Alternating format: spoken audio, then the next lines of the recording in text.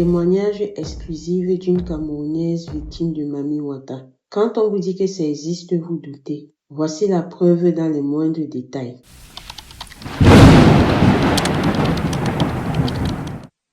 Bonjour Madame Alicia, je me prénomme Lily et je suis âgée de 25 ans. Je prends contact avec vous aujourd'hui pour vous raconter mon histoire parce que je sais que les histoires que vous racontez édifient un bon nombre de personnes. Et pour ce faire, je vous dis grandement merci pour le travail que vous élaborez. Je suis issue d'une famille de 3 enfants. Je suis la cadette et j'ai 2 frères jumeaux qui sont mes aînés. À l'époque où j'ai vécu cette situation, j'étais âgée de 15 ans. Mon papa venait de décrocher un travail dans une ville côtière du pays. Comme nous habitions le sud et que mon père ne voulait pas faire trop de navettes entre le lieu de son nouveau travail et la maison, question de garder le contact avec la famille et de rentrer de temps en temps, il a décidé que nous tous, nous allions déménager pour cette ville. C'est donc ainsi que nous avons fait nos bagages et rejoint mon papa qui y vivait déjà depuis environ 3 mois. Ce n'était pas du tout facile pour nous. Un nouveau milieu, pas de connaissances, pas de famille. Il fallait tout refaire à zéro. Malgré tout cela, nous étions heureux parce que la nouvelle ville nous apportait beaucoup d'opportunités. On avait la plage dont on rêvait toujours. On pouvait y aller comme on voulait. C'était une ville touristique, beaucoup de choses s'y passaient. Un beau jour, ma mère a décidé d'aller acheter du poisson directement des pêcheurs qui revenaient de la pêche. Je lui ai donc proposé de l'accompagner, mais maman a dit non. Ce qui me fait même vouloir accompagner à tout prix ma mère, c'est le fait que maman m'a toujours pris avec elle quand elle partait faire les courses. Soi-disant, je suis la seule fille de la maison, je dois apprendre.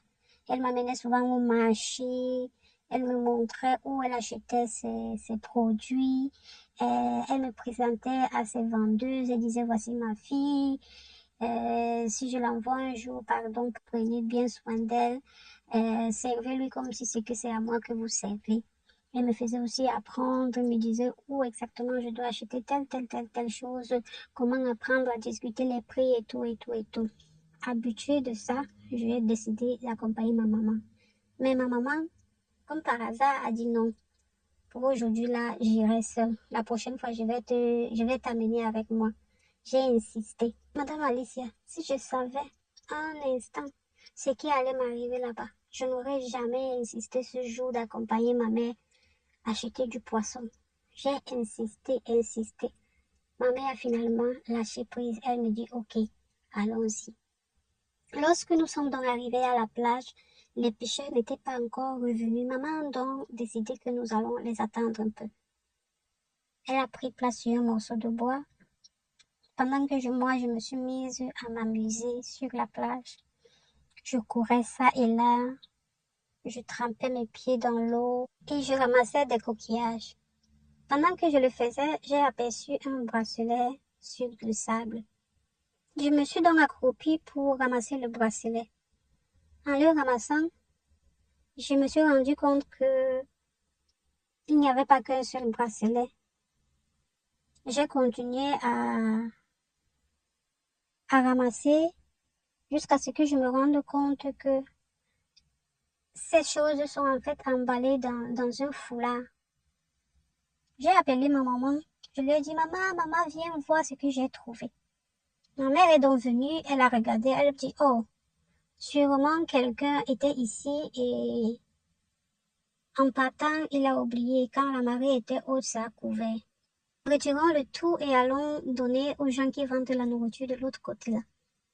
Étant donné qu'ils sont ici tous les jours, si quelqu'un vient réclamer ces objets, ils pourront remettre à cette personne. Nous avons donc retiré le foulard du sable et nous étions vraiment choqués de ce qu'il y avait. En dessous, il y avait plus de bijoux de valeur, des œufs et de la monnaie, des pièces de monnaie qui, on dirait, n'avaient jamais été utilisées. Maman a donc pris peur. Elle m'a dit, pardon, mon enfant, laissons ça. L'affaire-ci me fait froid au dos. J'ai des mauvais pressentiments. Laisse. Nous avons donc laissé ça et nous sommes partis. Même le poisson que maman voulait acheter là. Elle n'a même plus attendu. Elle disait qu'elle ne se sentait pas bien. Elle s'était subitement sentie mal. Elle avait un petit froid bizarre. Elle avait des frissons. Elle avait l'impression que quelque chose de mal s'était passé. Pendant qu'on allait donc, les gens qui savaient pourquoi nous sommes venus étaient étonnés de nous voir partir. Maman leur a expliqué ce qui s'est passé. Les gens l'ont dit, faut faire attention. Ici, on ne ramasse rien sur la plage. Parce que des trucs comme ça, ce sont les pièges des sirènes. La maman dit comment ça, les pièges des sirènes? On est ici depuis combien de temps pour que les sirènes piègent mon enfant? On lui dit non, ce n'était pas un piège pour ton enfant proprement dit. Il laisse les pièges comme ça, celui qui tombe, celui qui a la malchance tombe seulement. Et c'est comme ça que votre enfant est tombé aujourd'hui, ce n'était pas en son nom. Sous le choc dont nous sommes rentrés à la maison. Avant de continuer, je tiens à rajouter que nous avions un chien chez nous, dans la maison. Donc, quand nous sommes rentrés, nous avons dormi cette nuit-là sans problème. Mais le lendemain, à minuit, le chien a commencé à aboyer. Façon, il aboyait. C'était comme si quelqu'un était seulement devant lui, le genre que la personne là même le menaçait avec un outil. Le chien aboyait, tu sens que il baffait même, il était nerveux et effrayé en même temps, il aboyait. Mais personne ne se levait pour voir ce qui se passait. Moi non plus, je ne me suis levée. Je me suis bien réveillée, mais je ne me suis pas levée. Dans la chambre où je dormais, comme je vous l'avais dit, j'avais des frères aînés qui étaient de jumeaux. Donc, on avait une même chambre. Mais moi, j'avais mon lit à côté et eux, de l'autre côté, en face de mon lit, ils avaient un lit superposé. Personne ne bougeait. Personne ne toussait même. Au point où moi, je me suis dit, caca, pourquoi moi qui suis la cadette, je dois me déranger? Ni les parents, ni mes grands frères ne se lèvent pour voir pourquoi le chien aboie. Pourquoi c'est moi qui devrais me lever? Donc, moi aussi, je n'ai pas bougé du lit. Le lendemain, la situation s'est répétée. À minuit, le chien a commencé avec la même ardeur à aboyer. Et ça s'est passé comme à la veille. Personne n'a bougé, personne ne s'est levé. Moi aussi, je suis restée couchée. En journée, donc, je demande à mes frères qui. Vous êtes là, le chien s'y aboie depuis 2 jours dans la nuit. Vous n'êtes même pas intéressés, vous n'allez pas voir ce qui se passe, pourquoi il aboie. De toute façon, il aboie là, c'est seulement comme si c'est que quelqu'un est à la maison. Peut-être il y a les voleurs qui viennent nous calculer ici. Et le chien aboie. Ou alors, crier, appeler papa et maman. Mais vous êtes toujours là, vous ne faites rien. Pourquoi? Vous voulez que c'est moi la plus jeune qui me lève et vérifie ce qui se passe. Moi, je ne vais pas faire. Je ne veux pas faire tant que vous êtes là, mes aînés. Moi, je ne vais pas risquer de me lever et faire certaines choses la nuit. Il disait que l'affaire du chien là, si on ouvre notre bouche ici, vous allez dire que vous, les jumeaux, avec votre histoire de sorcellerie là, qu'est-ce que vous racontez? Je leur ai demandé que, mais qu'est-ce que vous voulez par là dire? Ils disent que non, rien. Si on parle ici, ça sera que nous sommes sorciers, on raconte les choses à dormir debout. J'ai dit non. Dites-moi, qu'est-ce qui se passe? Il disait que le chien qui aboie là, il n'aboie pas pour rien. Il y a un gros poisson qui vient souvent là la nuit, ces 2 jours-ci. Je dis, ok, comment ça un gros poisson? Le poisson va faire comment pour quitter de l'eau et arriver ici? Est-ce que le poisson a les pieds? On dit que voilà alors. Quand on a dit ici qu'on ne parle pas, tu as dit que wow. Voilà qu'on te dit la vérité, tu nies. Je dis Aka, allez là-bas avec votre histoire là. La vie a continué son cours cette journée-là. Le soir, dans la nuit, à minuit, le même scénario a repris. Le chien aboie. À un moment, le chien se calme. Je me suis dit que, sûrement, la situation a changé là-bas. Ou bien la personne ou la chose qui faisait aboyer le chien est partie. Un instant d'après, je sens comme une présence dans la pièce. Mais je néglige. Je me suis dit que peut-être c'est un de mes frères là qui s'est décidé et qui descend de son lit parce que dans la nuit, la pièce n'était pas éclairée. Il y avait juste une lampe qu'on mettait souvent dans un couloir là dont les reflets allaient dans différentes pièces qui nous permettaient de nous déplacer la nuit quand tu voulais aller faire pipi ou quoi. Je me suis tournée vers le mur. J'ai senti comme des cheveux qui passaient sur mon bras, qui touchaient mon bras. En voulant donc faire un mouvement pour repousser ce qui était en train de me chatouiller là, j'ai tapé le bras de quelqu'un. Je me suis brusquement retirée et me collée au mur. La forme là s'est rapprochée de moi. J'ai donc poussé très fort et c'est ainsi que j'ai énervé cette chose-là. Ça m'a seulement tiré. Je me suis retrouvée au-dessous de mon lit. Je ne sais pas quel miracle, comment ça s'est passé. J'ai donc commencé à user de la force pour repousser cet être-là. On a commencé à bagarrer, j'ai donné des coups, je bottais, et ainsi de suite. Ça a aussi commencé à se défendre, à me donner des coups, la bagarre déclenchée là-bas sous le lit. Et je ris aujourd'hui, mais sincèrement, quand je pense à cette histoire, Madame Alicia, c'est comme si je rêvais. Jusqu'aujourd'hui, même étant l'actrice principale de ça, je n'arrive pas à croire ce qui m'était arrivé ce jour-là. On a bagarré. Ça m'a joué de coups. Jusqu'à quand j'ai commencé à crier. Mes parents se sont finalement levés et c'est comme ça que cette chose-là a fui. Ce qui est bizarre, c'est que pendant que tout ceci s'est passé, mes frères étaient là, comme hypnotisés. Personne ne bougeait, personne ne bronchait, personne ne toussait. Donc quand les parents ont accouru dans la chambre et que cette chose-là s'est enfuie, on m'a retirée et me fait asseoir sur le lit. Ma mère me demande que c'est comment mon enfant. Lily, c'est quoi? Comment tu t'es retrouvée sous le lit? Et comment se fait-il que tu sois dans cet état? Parce que j'avais des traces partout, des bleus, j'avais déjà gonflé les blessures. Ma mère dit, qui Seigneur, c'est encore quoi ça?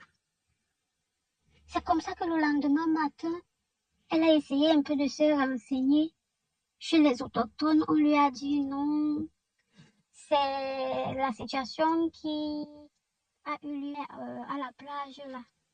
Ça a tracé un chemin entre elle et les sirènes. C'est pour ça que la sirène là est venue. Maman demande que qu'est-ce qu'il veut donc à mon enfant. On lui dit que non, les sirènes là, leur but là est souvent là différent. Parfois ils viennent chercher les femmes, ou parfois ils viennent chercher, si c'est un homme, il vient chercher la femme. Si c'est une femme, elle vient chercher le gars. Parfois même on vient user de ton corps là pour faire du mal aux autres. Ils ont différentes raisons. Ma mère demande donc qu'est-ce qu'il faut faire à présent parce que l'état de ma fille m'inquiète beaucoup. C'est là où on lui conseille donc des praticiens qui soi-disant s'occupent des situations là, qui s'y connaissent. On m'a donc emmené là-bas. Madame Alicia, le traitement là, j'ai cru que c'est ma tête qu'on voulait. Les gens là ont mis une grande marmite d'eau au feu, un grand feu. L'eau a bouilli. On me dit entre. Les yeux de ma mère sont sortis comme ça. Moi-même, je suis restée la bouche ouverte. Comment ça? J'entre où? Ça a commencé comment? Dans de l'eau bouillante. Ma mère dit que quoi? Vous voulez tuer mon enfant? On dit non. Madame, calmez-vous. On ne veut pas lui faire de mal. On veut juste l'aider. Mon enfant, on dit non. Jamais elle ne va pas entrer là-bas. On a anéanti ma mère. On m'a lancé dans la marmite d'eau là. À ma grande surprise, l'eau bouillonnante là était froide. Je suis restée comme ça, je regarde à travers la casserole. Je vois que je suis dans une casserole au feu, mais l'eau est froide. Je me suis calmée. Les gens là ont donc commencé à parler. Ils ont pris des petites brindilles qu'ils ont commencé, comme mon corps avait gonflé là.